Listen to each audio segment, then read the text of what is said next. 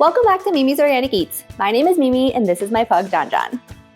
And today we're going to rate dog food from worst to best. And we'll probably ruffle a few tail feathers. So if you love your little fur baby as much as I do and you want to give them the best food so they're happy and healthy and can celebrate as many birthdays as possible, then keep watching. So we're going to be starting at the bottom. Commercial kibble is the worst dog food that you can give your dog, and here's why. So commercial kibble is ultra processed with high heat, low moisture, and it can even have mystery ingredients.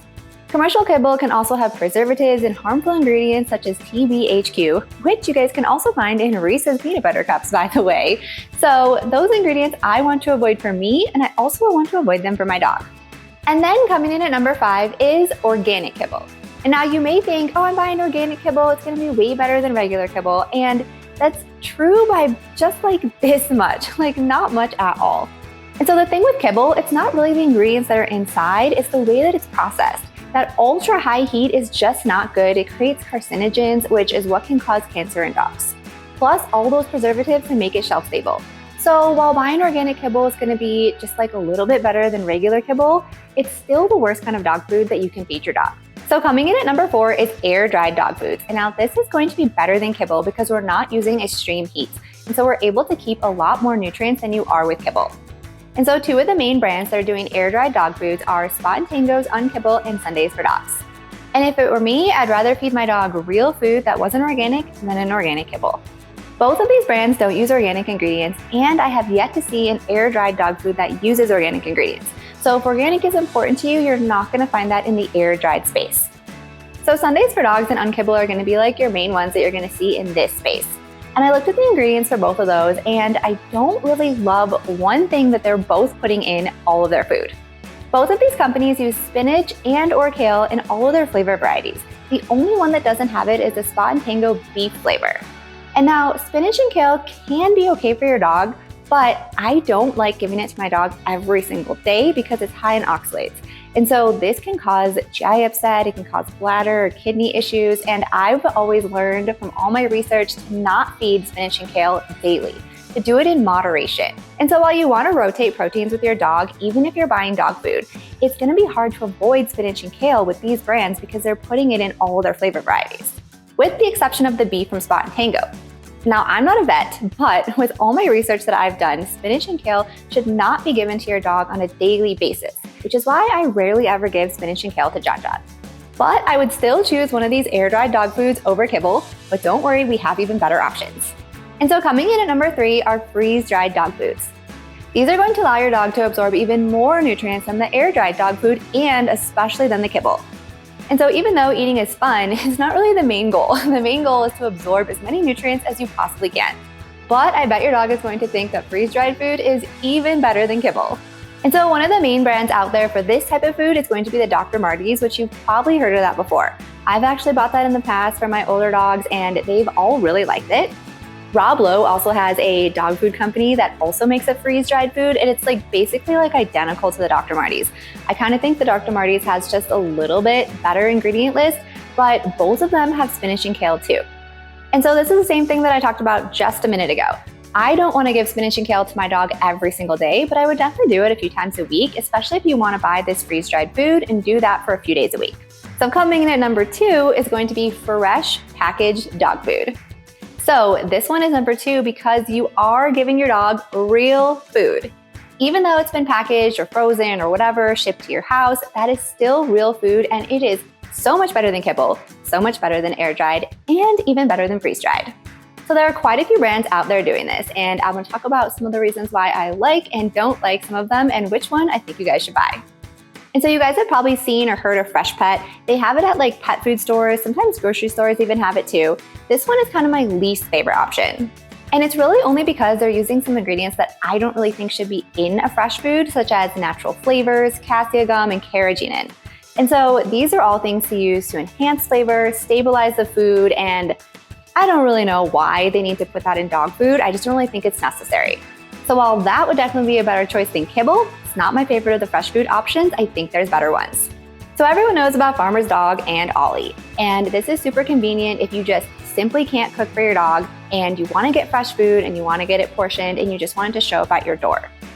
But the farmer's dog and Ollie are also using spinach and kale frequently, and Ollie, I think, uses it in all of them, so even if you're switching proteins, it's gonna be really hard to avoid those.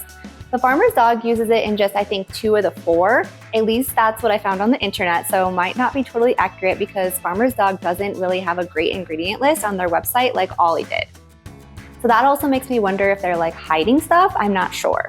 But based on the AI info that I was able to gather, even if I couldn't find it on farmer's dog website, it said I think 2 of the 4 were using these ingredients.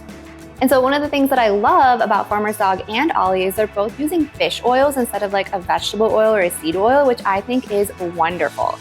But I would still say that farmer's dog and Ollie are gonna be so much better than Kibble, and your dog will love them. But my top pick for fresh dog food is actually going to be from Portland Pet Food Company. And this is even way easier than the farmer's dog and Ollie because you don't have to sign up for a subscription. You can just go on their website and order it, or you can do like a subscribe and save on Amazon or something like that, which is what I used to do when I had my old pug. So the thing I like about Portland Pet Food Company is they're using really minimal ingredients. They're putting all the stuff that you need in there, and they're not using spinach and kale in every single one of their flavors. I think they use like the spinach and kale in like the chicken and in the salmon, but the other ones don't have those. So if you rotate proteins for them and just get their variety pack, you can easily give your dog a super balanced meal with very little effort. But Portland Pet Food uses vegetable oil instead of a higher quality oil like olive oil or coconut oil, which is what I would much rather be feeding my dog. And this is why no store-bought or packaged dog food is going to be perfect. The only and best way to customize it is to make it yourself. But we have yet to talk about the #1 best kind of dog food for your dog. And you know what I'm gonna say. Of course, it is homemade in your own kitchen. This allows you guys to choose organic ingredients because organic matters just as much for your dog as it does for you. It avoids pesticides, GMOs, and all kinds of other things. And yes, those things can affect your dog just like they can you. So when you're cooking at home, you guys can choose organic ingredients, you can rotate proteins, you can choose your veggies. If your dog doesn't agree with something, you can just simply omit it. So if you guys are new to fresh feeding and you're not sure where to start, I have a course on how to cook homemade dog food that is vet approved. And I'm going to link that in the description. So if you guys are timid about homemade dog food, I want to tell you that I'm here to take all the fear out of it, because if you can cook food for yourself, for your partner, for your kid, then you can definitely cook food for your dog. And I show you exactly how to balance meals and rotate your proteins and vegetables so that your dog is getting a variety of food. My course is a quick read, so you can read it all in one day and you could be cooking fresh homemade food for your dog tomorrow. Plus, I have a list of superfood toppers in the course that are perfect for giving your dog a boost of nutrition. And you can add these food toppers onto any of the dog foods that I talked about today, or even into your homemade dog food too.